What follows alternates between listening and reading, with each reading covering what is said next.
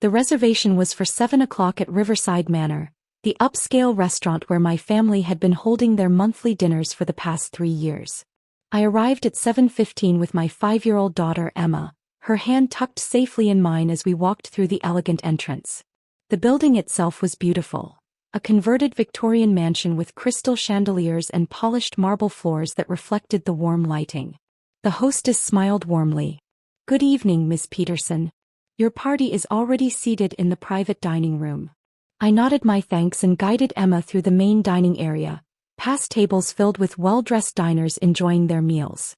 The sounds of quiet conversation and clinking silverware created a sophisticated atmosphere. She wore her favorite blue dress, the one with small flowers embroidered on the collar. I'd braided her hair carefully that afternoon, spending extra time to make sure every strand was perfect, wanting her to feel special for what I'd hoped would be a nice family evening. She'd been so excited in the car, asking if Grandma would like her dress and if Grandpa would tell her stories like he used to when she was smaller. The moment we entered the private room, I felt the temperature drop. My mother looked up from her wine glass, her expression shifting from pleasant to cold in an instant. My father continued cutting his steak. My brother Marcus and his wife Jennifer exchanged glances. My sister Ashley actually rolled her eyes. "Oh," Mom said, her voice dripping with displeasure. "I didn't realize you were bringing her." Emma's hand tightened around mine. At 5 years old, she could already read a room better than most adults. "Hello, everyone," I said calmly, pulling out a chair. "Sorry we're a bit late. Traffic was heavy." "We were having such a perfect evening," Mom continued, not bothering to lower her voice. "Why did you bring her?" Emma looked up at me, her brown eyes beginning to water. "Mommy, are we not wanted?" The question hung in the air like smoke. No one at the table contradicted it. My father continued eating. Marcus suddenly found his phone very interesting. Ashley smirked into her napkin. I took a slow breath, keeping my voice steady. "We're leaving." "Don't be so dramatic," Mom said, waving her hand dismissively. "Sit down. We already ordered appetizers for the table." "No thank you." I helped Emma with her coat, my hands perfectly steady even as my heart pounded. "Enjoy your dinner. This is exactly why we can't include you in family events," Ashley said, her voice sharp. "You're always so sensitive." "It was just a question." Jennifer added, "We're just being honest. Some dinners are meant for adults. Children can be disruptive." Emma's face crumpled. She was the only grandchild in the family, the only child at these gatherings, and she'd just been told she was disruptive by the people who were supposed to love her. "Goodbye," I said simply and walked out with my daughter.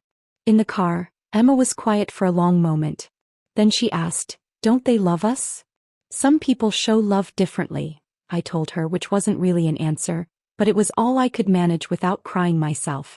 I drove us to a diner 20 minutes away where Emma ordered chocolate chip pancakes for dinner because, why not? While she ate, I made a phone call. "David, it's me," I said to my attorney. "I need you to draft something tonight." Back at the restaurant, my family was apparently having a wonderful time without us. According to the text my brother sent me later that night, trying to smooth things over, they'd ordered the full tasting menu and split 3 bottles of wine. Mom had laughed more than she had in months, he said. Everyone agreed it was much more relaxed without a child present. I didn't respond to the text.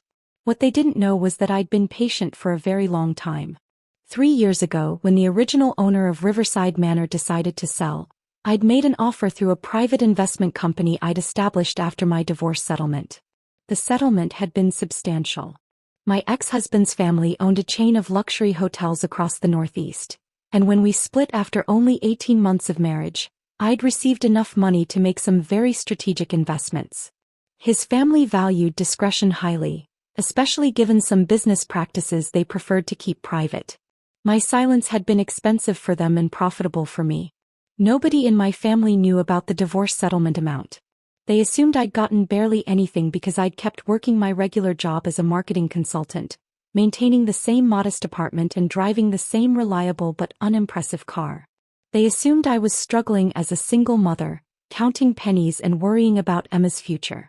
They assumed I was the family failure who'd married poorly and divorced quickly, another disappointment to add to their long list of my shortcomings.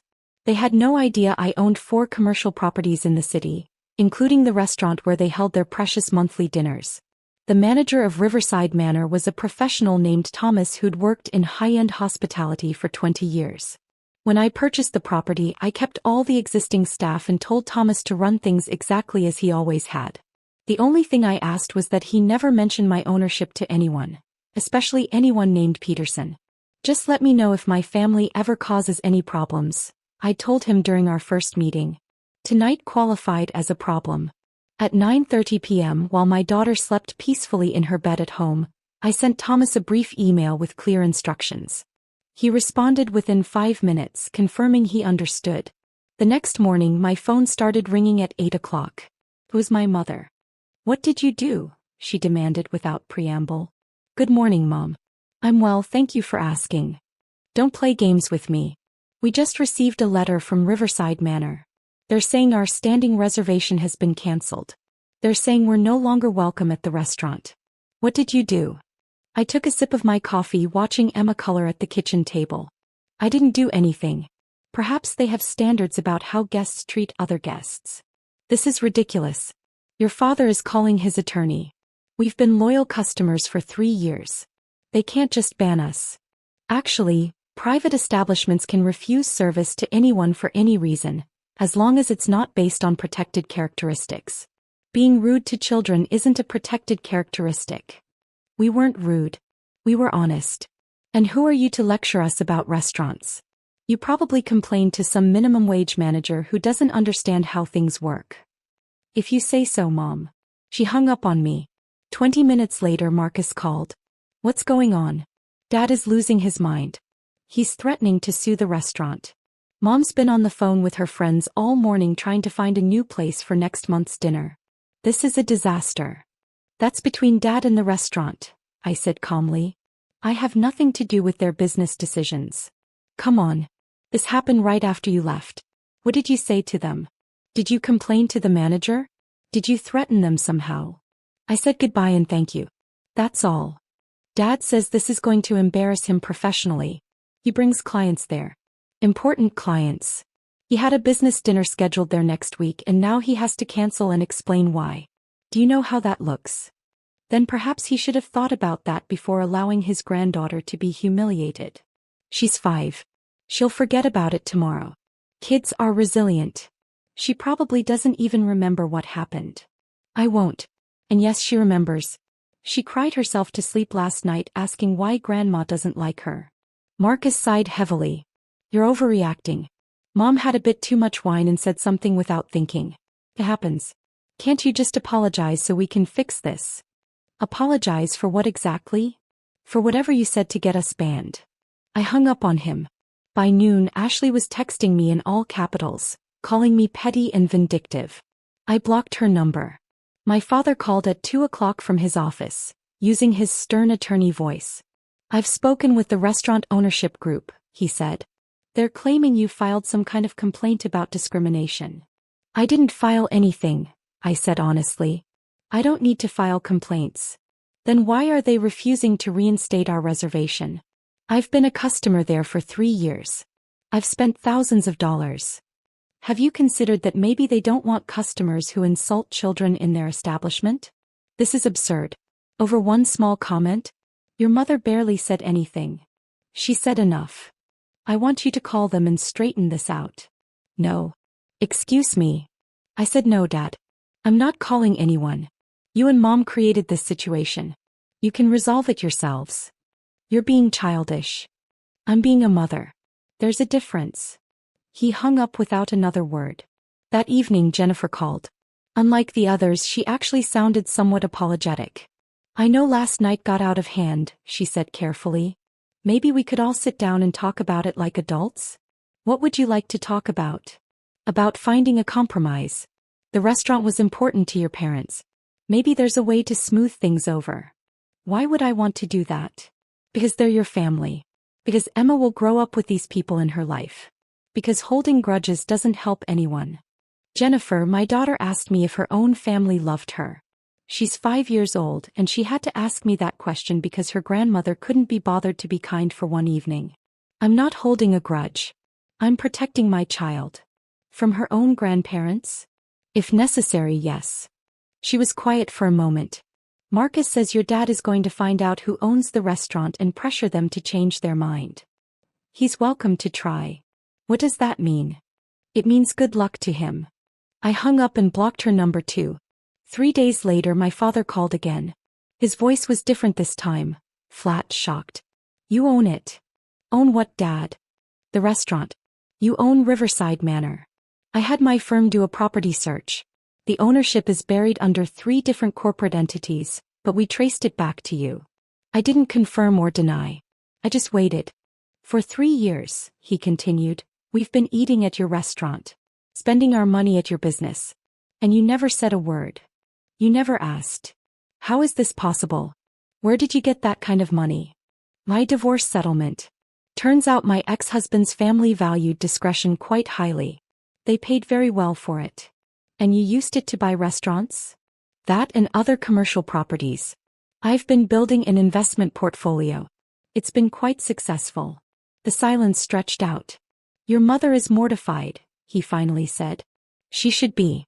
She insulted her granddaughter in an establishment I own. Not her wisest moment. So what now? You've banned your own family from your restaurant. You banned yourselves, Dad. I own the building. I don't manage the daily operations. But I do get reports when customers behave poorly. The manager made the decision based on how you all treated Emma. I simply didn't override it. This is vindictive. This is business. Riverside Manor has a reputation for being a family-friendly establishment that maintains high standards of civility. Customers who can't meet those standards aren't welcome. Even if they're related to me. We're your parents. And Emma is your granddaughter. You made your choice about who matters to you. I'm making mine. What do you want? An apology. I don't want anything from you, Dad. I wanted you to love your granddaughter without conditions. I wanted one family dinner where my daughter felt welcome. Those things clearly aren't possible, so I've adjusted my expectations accordingly. Another long silence. The others don't know, he said quietly. About you owning it. They just think the restaurant sided with you. You can tell them or not. That's your choice. If I tell them, your mother will never speak to you again. She wasn't speaking to Emma with much kindness anyway, so I'm not sure what I'm losing. He hung up without saying goodbye. That night, I received a text from my mother. Just 3 words, you've changed. I wrote back, no. I've just stopped pretending that being family excuses bad behavior.